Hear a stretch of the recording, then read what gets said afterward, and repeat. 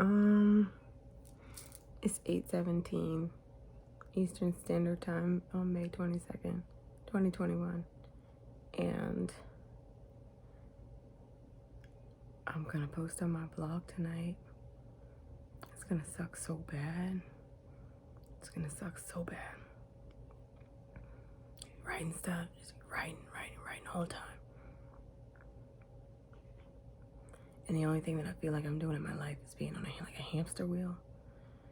And I feel like I'm addicted to running out of time. Seeing how close I can cut it, seeing how close I can shape it, and then I fail, and failure feels good. It feels better. It feels reassuring. It feels validating. You crave it. You want it. Because every time you fail, and they love you anyway, it's like a sick and twisted form of love. That's addiction.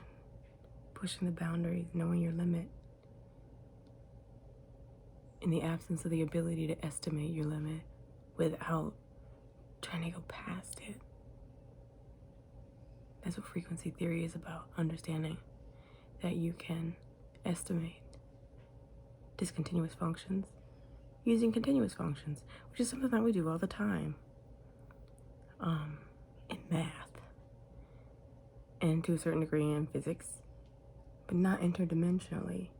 Interdimensionally, we act like those same mathematical principles that govern the universe don't apply other places.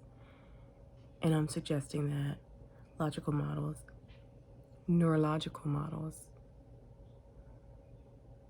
artificial intelligence-based models follow that same concept. Just your continuous function is your risk assessment based off of the changing context.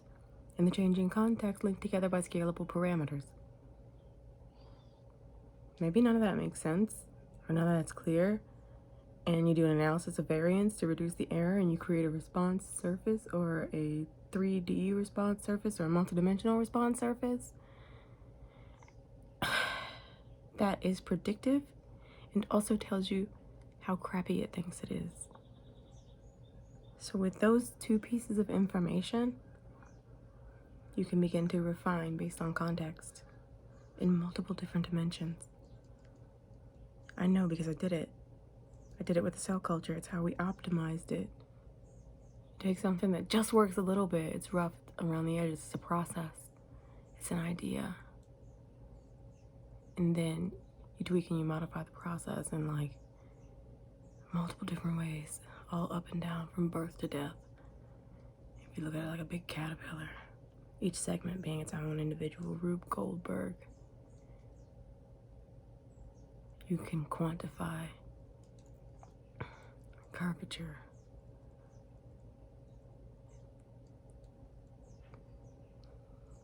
through the use of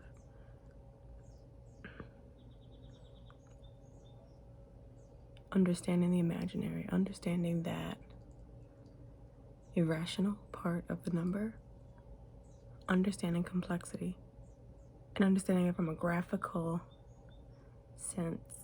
And that's what I'm going to try to do with my blog. And this shit is so boring that it's going to be super boring blog, except for these videos that I make for individual people who are really, really close to me on my journey. You're one of them. You're my creativity coach. So listening to me blather on. This part is just because of your curiosity about your own work. It's a separate activity from the coaching that you give me that I value so much. It's more of like a thank you. And oh, you're kind of my friend. You see my value. Can you help me? So I don't want to do it alone, but I don't know what that means.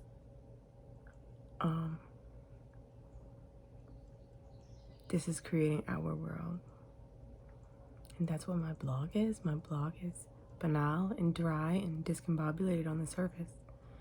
And each individual viewer I give it to, we're creating our own worlds until we can talk to each other, until we tear down Babylon and value expertise the way it should be.